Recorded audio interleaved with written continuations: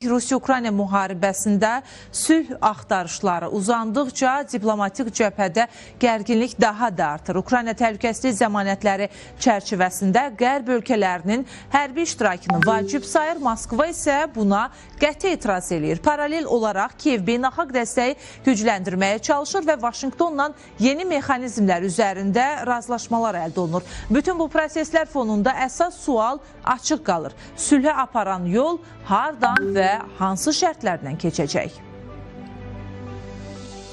Rusiya-Ukrayna müharibəsində sülh prosesinin uzanması fonunda bölgədəki siyasi və hərbi dinamika daha da sürətlənir. Bu proses Ukraynanın təhlükəsizliyi ilə bağlı narahatlıqlarını da artırır. Kiyevdə jurnalistlərə açıqlama verən Ukrayna prezidenti Volodimir Zelenski bildirib ki, mümkün təhlükəsizlik zəmanətləri çərçivəsində ən azı Fransa və Böyük Britaniya hərbi qüvvələrinin Ukraynada fiziki iştirakı nəzərdə tutulmalıdır.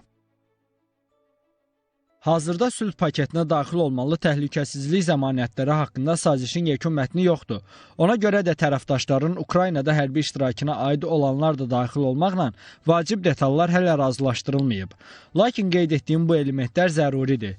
Şübhəsiz bizim üçün təhlükəsizlik zəmanətində hərbi iştirak vacibdir. Ekspertlər isə hesab eləyirlər ki, Kiyevin bu tələbi Moskvanın maraqları ilə ciddi şəkildə ziddiyyət təşkil eləyir. Çünki Rusiya hökuməti Ukrayna ərazisində hər hansı kənar qüvvənin mövcudluğuna qəti etiraz eləyir. Ukraynanın dövlət başçısı təhlükəsizliyin təminatından danışırsa, onun birbaşa Rusiyanın maraqlarına da aidiyyəti vardır. Çünki Moskva çoxdandır bəyan edib ki, Ukraynada hər hansı kənar qüvvələrin olmasına razı deyildir.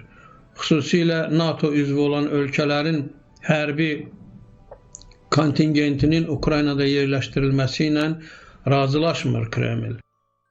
Artıq 4 ilə yaxın müharibə şəraitində olan Ukrayna üçün prioritetlər yalnız təhlükəsizliyinə məhdudlaşmır. Kiyev paralel olaraq beynəlxalq dəstəyin artırılması istiqamətində də fəal diplomatik fəaliyyət aparır. Bu çərçivədə Ukrayna və ABŞ arasında 4 əsas bölməni və əlavə müddəaları əhatə eləyən dəstək sənədi razılaşdırılıb. Bu barədə Union Ukrayna Silahlı Qüvvələrinin baş qərargah rəisi Andrey Qnatova istinadən məlumat yayıb. Qnatovun sözlərinə görə sənəddə Ukraynaya göstəriləcək dəstəyin mexanizmləri ətraflı şəkildə əks olunub. Bura silahlı qüvvələrin modernləşdirilməsi, təminat məsələləri, həmçinin razılaşmanın icrasına nəzarət və öhdəliklərin pozulacağı halda görüləcək tədbirlər daxildir. Dəstək mexanizmlərinin razılaşdırılması ilə paralel olaraq tərəflər sülh prosesinin gələcək mərhələlərini də müzakirə eləyirlər. Bu çərçivədə dekabrın sonunda Volodimir Zelenski ilə Donald Trumpın Floridada baş tutan görüşündən sonra yanvar ayında iki ölkə liderinin növbəti görüşünün keçiriləcəyi barədə məlumat yayılıb. Bildirilir ki, bu dəfə görüş Fransanın paytaxtı Parisdə baş tuta bilər. Lakin bütün bu diplomatik fəallığa baxmayaraq, Donald Trump Mar-a-Lago iqamətgahında keçirdiyi mətbuat konfransında Rusiya-Ukrayna məsələsinin ilkin gözləntilərdən daha mürəkkəb olduğunu etiraf eləyib.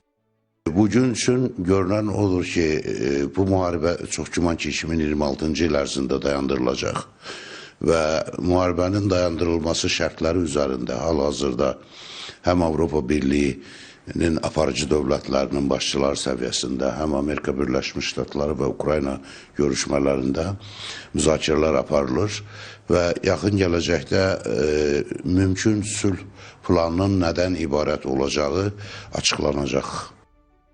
Rusiya-Ukrayna müharibəsi ətrafında aparılan müzakirələr həm təhlükəsizlik zəmanətləri, həm də beynəlxalq dəstək mexanizmləri üzərində davam edir. Kiyev tərəfdaşlarla hərbi və siyasi əməkdaşlığı genişləndirməyə çalışdığı bir vaxtda sülh prosesinin parametrləri üzərində müxtəlif səviyyələrdə məsləhətləşmələr davam edir. Hazırda aparılan danışıqların konkret nəticələr verib-verməyəcəyi isə qarşıdakı mərhələdə aydınlaşacaq.